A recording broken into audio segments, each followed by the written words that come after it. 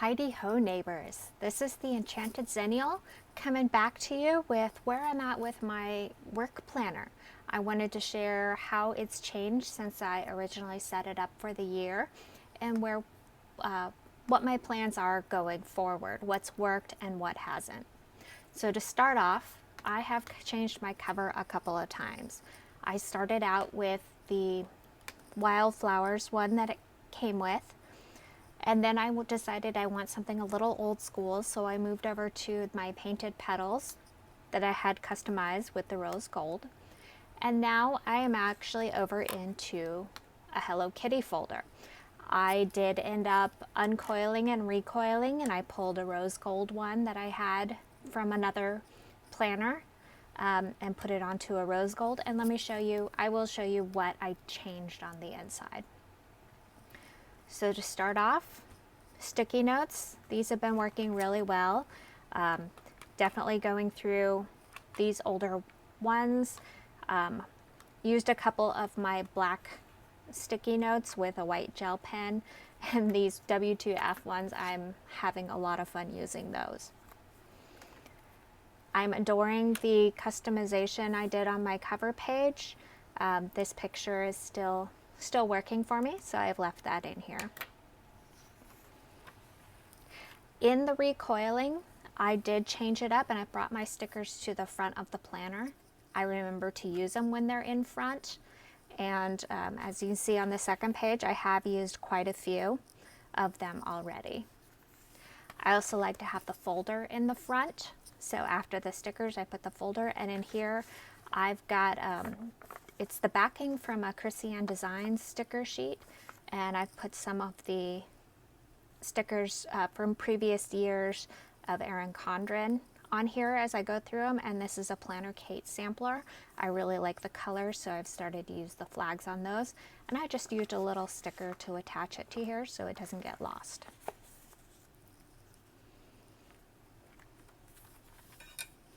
So starting on my yearly, I have found that the Erin Condren stickers, these transparent ones, do not come up. If I need to move a date, when I lifted it up, it would actually start to peel the number off of it also. So I went to just using a Sharpie. I used my Sharpie fine tip to put an X over it, and then I replaced it with the updated dates.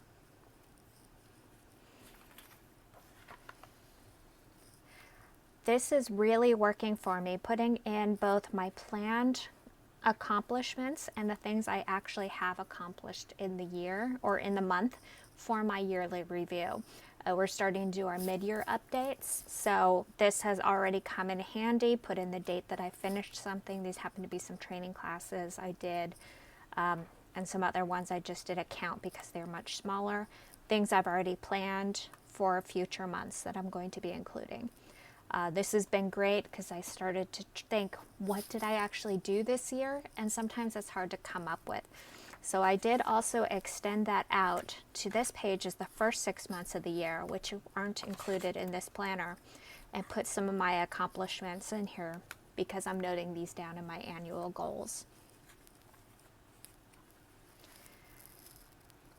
So for my monthly, I did decide that I'm not going to use Saturday and Sunday because I don't work weekends. If there's any work that I'm catching up on a weekend, I can note that elsewhere. I'm not going to put it in as an appointment. So I did start to use some scratch notes here to add those in. I do like having the Monday through Thursday on the left-hand side where, as you can see, most of my appointments and major events are. And Friday is really just very few appointments and things like approve my time card. This is working out really well, so I will probably continue to redate my planner for a Monday start. On this dashboard, I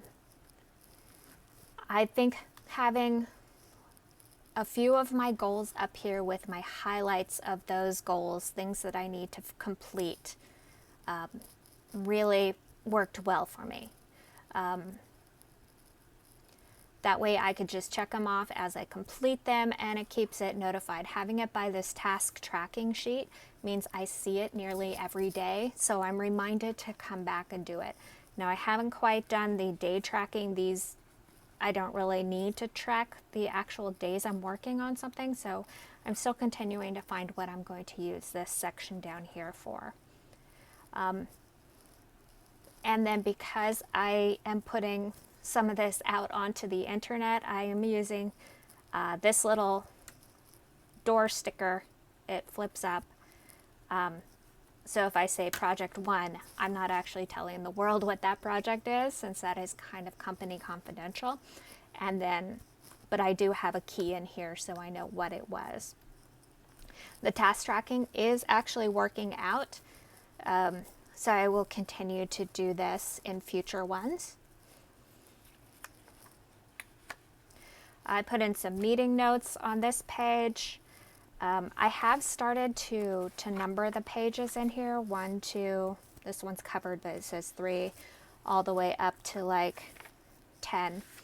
That way, I think if I need to reference that page in a future one, I can always say July page 2 to reference it.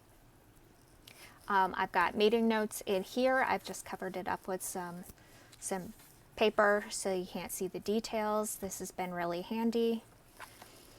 What I have found is I was using another notebook.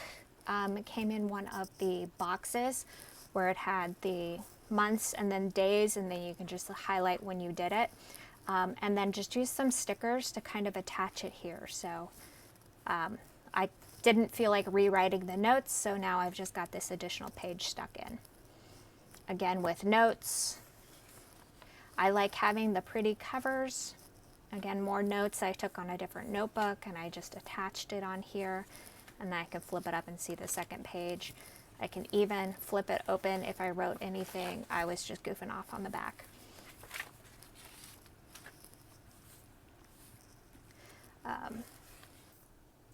On this page, I tried using a week at a glance sticker sheet, similar. In fact, I think it was this one from Black Dog Sticker Co. I know a lot of different Etsy shops and other shops have these kind of things. This is a full sticker page. I put the weeks here, and then this one over on this side. I decided though that I didn't actually need this Monday through Friday section or Monday through Sunday. I was using my Outlook calendar to manage that. What I ended up doing was using my cutting tool to cut out that section, and then just use this for a decorated notes page. See this outline, and you can see in here where I actually cut a little bit too deep, but the page is still intact, so I can still use it. So I just started to use this for notes. So I probably won't do this part again. Okay, so when I uncoiled and recoiled it, I went ahead and changed what the monthly looked like. So what I have now is my calendar, like this is for September. Then I have the dashboard page here.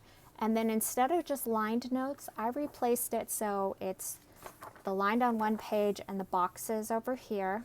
And then I put one of the productivity pages, and I alternated that and put 3 sets of these into each section.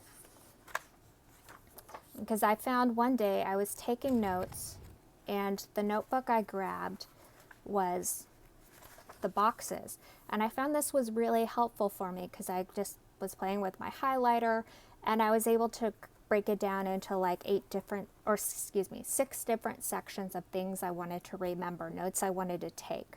And then I have a page of lined over here to add any additional notes. So I think I want to use these boxes going forward. And I am a big fan of the productivity page for my to-do list as I take notes in meetings. So I think this is going to work out really well. We'll see how that goes. This is how my August is looking so far. I went ahead and bought through Planner Kate these digital clean out and planning time stickers. And to me, digital clean out means the end of a sprint. It's when I definitely need to get into our task tracking software and close out any of my tasks for the end of the sprint. And then on the start of the sprint is the next day, the Thursday. And so, although I do a lot of planning all through the week, planning time sticker means it is the start of the sprint. So sprint 15 ends on the 2nd, sprint 16 starts on the 3rd. And then it's every 2 weeks. Since I'm not using Saturday and Sunday, I went ahead and took a notes page from one of the notebooks and cut it down. See, here in July, I just had a shorter page, but this one I actually cut it down to the right size and used one that was large enough. And it is on the reusable or restickable. I use the Scotch repositionable tape, so I can pick that up and move it if I need to, or do whatever I'd like. I don't have any projects yet planned on my August dashboard. Probably next week or later this week, I'll go ahead and fill some more of that out. And if I need to obfuscate any projects, I'll use this as my key. So you'll see project 1, 2, or 3, and I'll know which project it is based on any there. So that is where I'm at. Nothing else through the end of it. So my big changes were the uncoiling and recoiling with my notes pages and my productivity pages. And I'm really happy that I'm keeping up with, for example, this yearly view. And I'm very happy about my project completion and things to note pages for my review. So if you're using a work planner, what have you found to be extremely helpful? What are you doing in yours to keep track of your work life? I'd love to hear what everybody's doing, and I will check in with you in a couple weeks and let you know how this is going. Thank you.